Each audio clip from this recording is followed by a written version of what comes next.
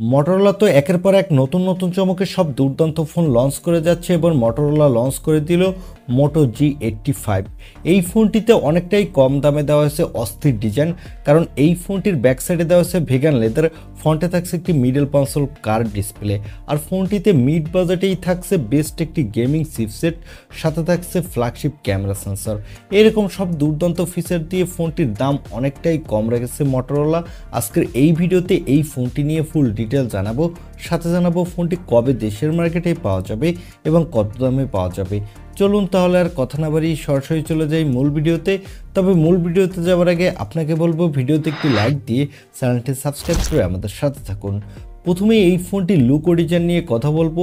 এই ফোনটির ব্যাক সাইডে দেওয়া আছে ভেগান লেদার, যার ফলে ফোনটিকে দেখতে কিন্তু এক কথায় দুর্দান্ত লাগছে, এবং ফোনটির ব্যাক সাইডে থাকছে ডুয়াল ক্যামেরা সেটআপ, আর ফোনটির বডি ফ্রেমটি হলো প্লাস্টিকের, ফ্রন্টে থাকছে একটি মিডল কনসোল কার্ভ ডিসপ্লে। ফোনটির থিকনেস হলো 7.59 মিলিমিটার, ওয়েট হলো 173 গ্রাম, আর এখানে দেওয়া হয়েছে IP64 এর রেটিং, যার ফলে এই ফোনটি ডাস্ট এবং ওয়াটার রেজিস্ট্যান্ট। ওভারঅল ফোনটির লুক ও ডিজাইন কিন্তু আমার কাছে এক কথায় অস্থির লেগেছে। এবারে কথা বলবো এই ফোনটির ডিসপ্লে কোয়ালিটি নিয়ে। ফোনটির ডিসপ্লেটির সাইজ হলো 6.7 ইঞ্চি মাপের একটি full HD plus OLED display, সাথে থাকছে 120 হার্টজের রিফ্রেশ রেট, এবং এই ডিসপ্লেটির পিক ব্রাইটনেস হলো 1600 নিটস, যার ফলে ডিরেক্ট সানলাইটে এই ডিসপ্লেতে আপনি কোনো প্রকার ব্রাইটনেসের ঘাটতি পাবেন না, এবং এখানে দেওয়া হয়েছে কোর্নিং গরিলা গ্লাস 5 এর প্রোটেকশন। ওভারঅল ফোনটির ডিসপ্লে কোয়ালিটি কিন্তু এক কথায় দুর্দান্ত, কারণ ডিসপ্লেটি কার্ভ হওয়ার ফলে ডিসপ্লেটি দেখতে কিন্তু এক কথায় দুর্দান্ত লাগছে, যার ফলে যারা মোবাইলে প্রচুর ভিডিও দেখে থাকেন তারা দুর্দান্ত ভিডিও উপভোগ করতে পারবেন। আর এখানে 120 হার্টজের রিফ্রেশ রেট থাকার ফলে যারা গেমার আছেন তারা গেমিংয়ের সময় বাটার স্মুথ পারফরমেন্স পাবেন। এবারে আসি এই ফোনটির ক্যামেরাতে। আগেই বলেছি এই ফোনটির ব্যাক সাইডে দেওয়া হয়েছে ডুয়াল ক্যামেরা সেটআপ, যার প্রাইমারি লেন্সটি হলো 50 মেগাপিক্সেলের। এখানে দেওয়া হয়েছে সোনি LYT600 সেন্সর, সাথে থাকছে ওয়াইসের সাপোর্ট, সাথে পাবেন 8 মেগাপিক্সেলের একটি আল্ট্রা ওয়াইড লেন্স। এই ফোনটির ব্যাক ক্যামেরা দিয়ে আপনি ফুল এইচডি এবং 4Kতে ভিডিও রেকর্ড করতে পারবেন, আর এই বাজেট হিসেবে আপনি এক কথায় দুর্দান্ত কোয়ালিটির ফটোগ্রাফিও তুলতে পারবেন। চলুন এবারে এই ফোনটির কিছু ফটো স্যাম্পল দেখে আসি, তাহলে আপনারা বুঝতে পারবেন এই ফোনটির ক্যামেরা কোয়ালিটি কতটা বেটার।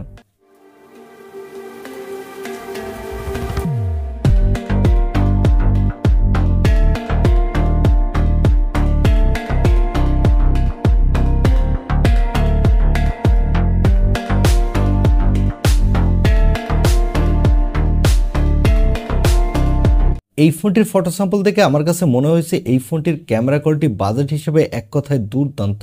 আর এখানে সেলফির জন্য পাবেন 32 মেগাপিক্সেলের সেলফি ক্যামেরা।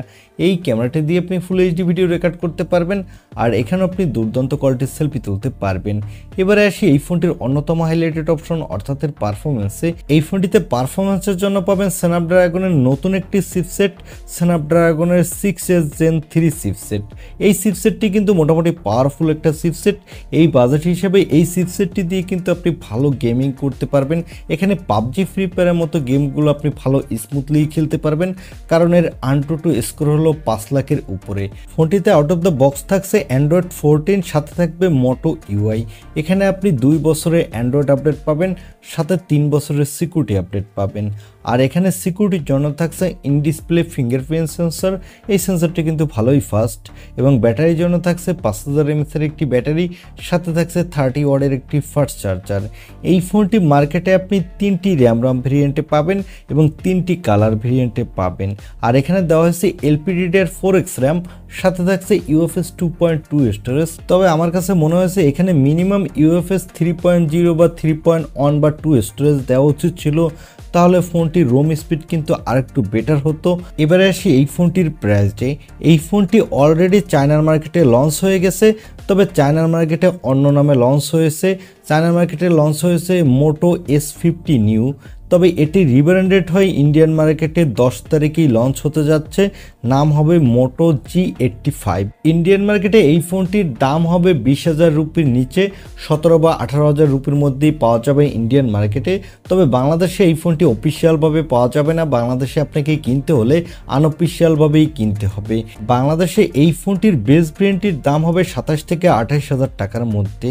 আর এই ফোনটির বেস ভেরিয়েন্টটি হলো 8 256 GB, মিডল ভেরিয়েন্টটি হলো 12/256 জিবি এবং টপ ভেরিয়েন্টটি হলো 12/512 জিবি। এই ফোনটি যদি বাংলাদেশের 27 বা 28 হাজার টাকার মধ্যে আনঅফিসিয়ালভাবে পাওয়া যায়, এই ফোনটি আপনি কিনবেন কিনা বা এই দামে এই ফোনটি আপনার পছন্দ হয়েছে কিনা তা কমেন্টে জানাতে পারেন। আর ভিডিওটি ভালো লাগলে অবশ্যই একটি লাইক দিয়ে চ্যানেলটি সাবস্ক্রাইব করে আমাদের সাথে থাকুন। দেখা হবে নেক্সট ভিডিওতে। আজকের মতো আল্লাহ হাফেজ।